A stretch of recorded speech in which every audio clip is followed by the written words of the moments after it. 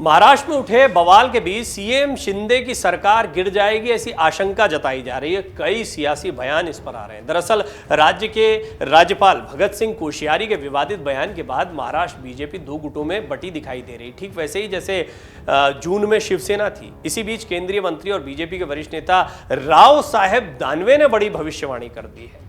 दानवे ने कहा कि किसी ने नहीं सोचा था कि सत्ता में 2.5 साल पूरे करने वाली एनडीए सरकार गिर जाएगी, लेकिन ऐसा जादू हुआ कि सरकार एक ही रात में गिर गई। अगर ऐसी राजनीति चल रही है तो कौन अनुमान लगा सकता है कि अगले 2 महीने में क्या होगा।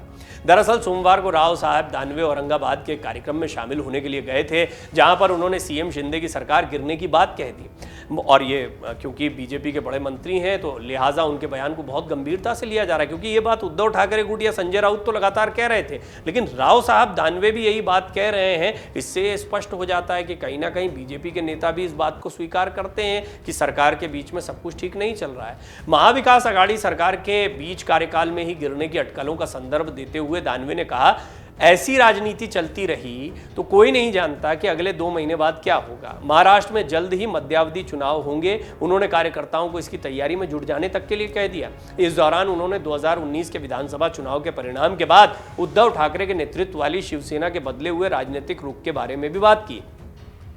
औरंगाबाद जिले के कन्नड़ शहर में सोमवार की रात एक सभा को संबोधित करते हुए राव साहब दानवे ने पुरानी बातों को भी याद किया। उद्धव ठाकरे के नेतृत्व वाली एनडीए सरकार इस साल जून में एकनाथ शिंदे और शिवसेना के 39 विधायकों द्वारा ठाकरे के नेतृत्व के खिलाफ बगावत करने के बाद गिर गई थी। एनडीए सरकार में शिवसेना के अलावा एनसीपी और कांग्रेस भी शामिल थे। दानवे ने कहा कि जब 2019 के विधानसभा चुनाव के नतीजे आए तो शिवसेना को एहसास हुआ कि उसके बिना अगली सरकार नहीं बन सकती। बीजेपी नेता ने आगे कहा कि उन्होंने कहा कि पार्टी के लिए सभी विकल्प खुले हैं और उन्होंने अपनी पुरानी सहयोगी भाजपा से नाता तोड़ लिया। आपको बता दें, मुख्यमंत्री पद को लेकर भाजपा से नाता तोड़ने के बाद शिवसेना ने एनसीपी और कांग्रेस के साथ हाथ मिला लिया और उद्धव ठाकरे मुख्यमंत्री बन गए थे। उनके इस बयान के बाद शिवसेना उद्धव ठाकरे गुट के नेता संजय राउत ने भी मंगलवार को दिल्ली में कहा कि तैयार रहें, शिंदे फडणवीस सरकार 100% 2 महीने में गिर जाएगी। पात्रा चावल घोटाला मामले में जमानत मिलने के बाद राउत पहली बार दिल्ली पहुंचे। दिल्ली पहुंचते ही उन्होंने कहा कि वो मुंबई लौटकर राज्य के उप मुख्यमंत्री देवेंद्र फडणवीस से मुलाकात करेंगे। उन्होंने कहा कि फडणवीस फिलहाल गुजरात चुनाव में व्यस्त हैं, जब वो मुंबई लौटेंगे तो उनसे मुलाकात करूंगा। राउत ने फडणवीस से मुलाकात की वजह बताते हुए कहा, जेल में रहते हुए मुझे जेल प्रशासन से संबंधित कर्मचारियों और व्यवस्था से संबंधित कई ऐसी समस्याएं पता चली जो न सिर्फ महाराष्ट्र बल्कि पूरे देश के लिए अहम है। वो राज्य के गृह मंत्री हैं, उन्हें ये पता होना चाहिए। मैं उनसे छुपकर नहीं मिलूंगा। वो विरोधी पार्टी में है, फिर भी हम एक दूसरे के दुश्मन नहीं है। मैं सांसद हूं, इस नाते कभी भी उनसे मिल सकता हूं। राज्यपाल भगत सिंह कोश्यारी द्वारा छत्रपति शिवाजी महाराज पर दिए गए बयान को लेकर भी राजनीति गरमाई हुई है इस वक्त, और उन्होंने कहा कि शिवाजी महाराज पुराने आदर्श हैं, आज के आदर्श गडकरी हैं। पर राज्य भर में इस पर विवाद हो गया। अंबेडकर और गडकरी को आदर्श आज का बताया था भगत सिंह कोश्यारी ने अपने बयान में, और कहा था कि शिवाजी महाराज पुराने आदर्श हो गए। संजय राउत ने राज्यपाल और बीजेपी पर टिप्पणी की। उन्होंने कहा कि पहले कभी किसी राज्य में राज्यपाल के खिलाफ इतना गुस्सा नहीं रहा, लोग उनके खिलाफ सड़कों पर प्रदर्शन कर रहे हैं। महाराष्ट्र में राज्यपाल के पद की गरिमा खत्म हो गई है, क्योंकि बीजेपी ने राजभवन को पार्टी हेडक्वार्टर बना दिया है।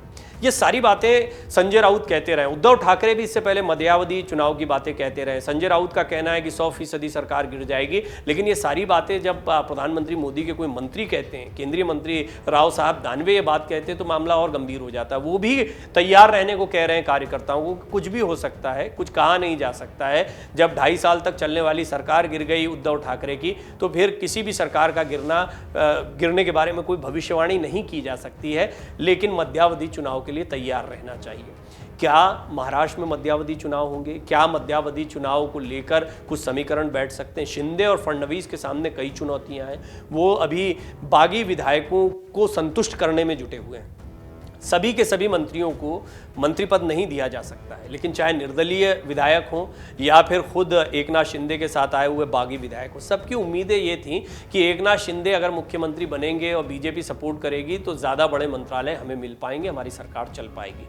किस तरह के वादे हुए थे, क्या कहकर ये बगावत हुई थी, कहना बड़ा मुश्किल है। लेकिन आने वाले दिनों में फडणवीस और शिंदे की चुनौतियां काफ़ी बड़ी दिखाई दे रही हैं। निश्चित तौर पर देवेंद्र फडणवीस भी बहुत माहिर खिलाड़ी हैं, राजनीति के महाराष्ट्र की सियासत को समझते हैं। बीएमसी चुनाव तक ऐसा लगता है कि सारी चीज़ों को अभी आगे बढ़ाया जाएगा और बीएमसी चुनाव के नतीजे बहुत कुछ तय कर सकते हैं। लेकिन राव साहब दानवे का ये बयान काफ़ी महत्वपूर्ण माना जा रहा है कि महाराष्ट्र में मध्यावधि चुनाव हो सकते हैं।